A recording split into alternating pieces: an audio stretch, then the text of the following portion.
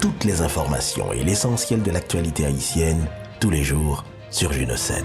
Vous êtes branchés sur Juno 7, bienvenue à ce bulletin d'information. L'ONU appelle les États à surseoir aux déportations des ressortissants haïtiens. L'Agence des Nations Unies pour les réfugiés a, dans un communiqué publié le jeudi 3 novembre, appelé les États à s'abstenir de renvoyer de force les ressortissants haïtiens en Haïti. L'organe des Nations Unies évoque la crise humanitaire et sécuritaire qui sévit dans le pays. Dans son plaidoyer, le Haut Commissariat des Nations Unies aux droits de l'homme soutient que les violations systématiques des droits et la violence armée incessante ont précipité Haïti dans sa pire situation des droits de l'homme et humanitaire depuis des décennies. Face à cette situation très préoccupante, je lance un appel à tous les États pour qu'ils soient solidaires de Haïti et les exhorte à ne pas renvoyer de force les Haïtiens vers ce pays extrêmement fragile, a déclaré le haut commissaire des Nations Unies pour les réfugiés, Filippo Grandi.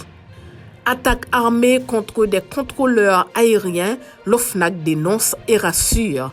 Dans une note de presse en date du 1er novembre, l'Office national de l'aviation civile dénonce l'attaque perpétrée contre 2 employés de l'institution alors qu'ils étaient en route à destination de leur travail.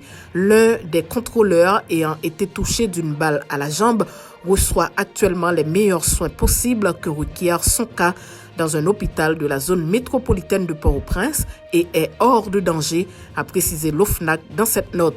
À la suite de cet incident, l'OFNAC indique avoir pris rapidement les mesures nécessaires pour permettre le renforcement des systèmes de sécurité autour des employés de l'institution et plus particulièrement des contrôleurs aériens, faire le suivi approprié avec les instances étatiques, assurer la relève des contrôleurs empêchés après l'événement par d'autres contrôleurs tout aussi compétents afin de garder ouvert l'espace aérien national.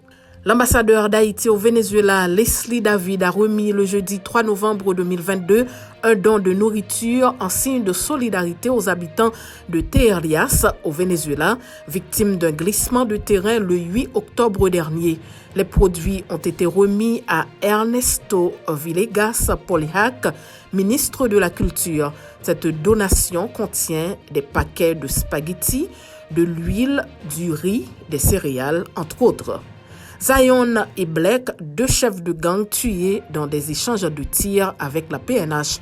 La police nationale d'Haïti annonce jeudi sur sa page Facebook que les nommés Eleus Villanor alias Zion et Blake Morancy, 2 bandits notoires, ont été tués dans des échanges de tirs avec les agents de l'ordre le 2 novembre.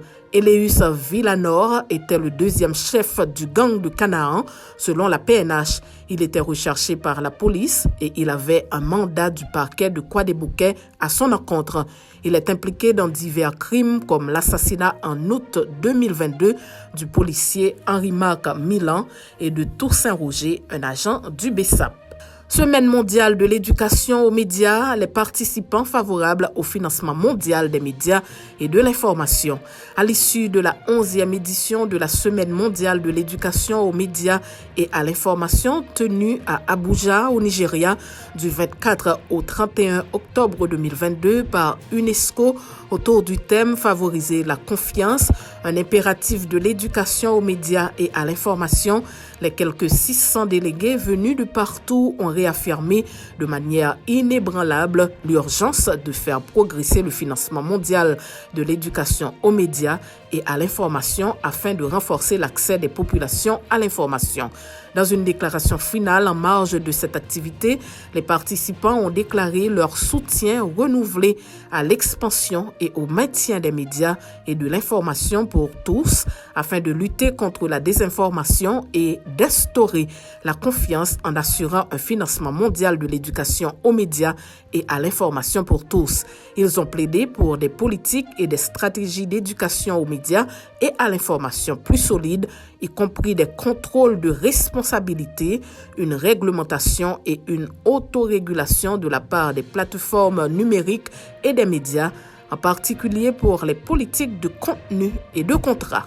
L'ONU exige la fin de l'embargo américain contre Cuba. L'Assemblée générale des Nations unies a voté le jeudi 3 novembre à une écrasante majorité la condamnation de l'embargo américain contre Cuba. Cette résolution a recueilli 185 voix pour, 2 contre les États-Unis et Israël et 2 abstentions, Brésil et Ukraine. L'année dernière, cette même résolution avait été approuvée par 184 voix pour, 2 contre et 3 abstentions.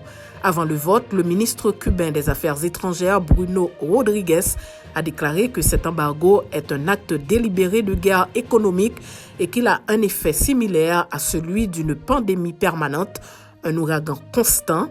Il en a profité pour critiquer l'administration Biden qui jusqu'à présent suit la politique de son prédécesseur. Gérard Piqué met fin à sa carrière. Le footballeur espagnol Gérard Piqué a annoncé jeudi avoir mis un terme à sa carrière de footballeur à travers une vidéo d'une durée de 2 minutes publiée sur son compte Twitter. Le joueur catalan, âgé de 35 ans, a aussi indiqué que la rencontre du samedi 5 novembre 2022 au Camp Nou sera son dernier match. En méforme ces derniers temps et critiqué fort souvent par les Catalans pour son niveau de jeu dans la défense, Gérard Piqué n'a pas pris trop de temps pour dire stop et tourner la page. Gérard Piqué a remporté 3 Ligues des Champions avec le Barça, 8 championnats et 7 Coupes d'Espagne. Avec sa sélection nationale, il a remporté le Mondial en 2010 et la Coupe d'Europe des Nations en 2012. Durant sa carrière, il a joué à 666 reprises pour 31 titres remportés.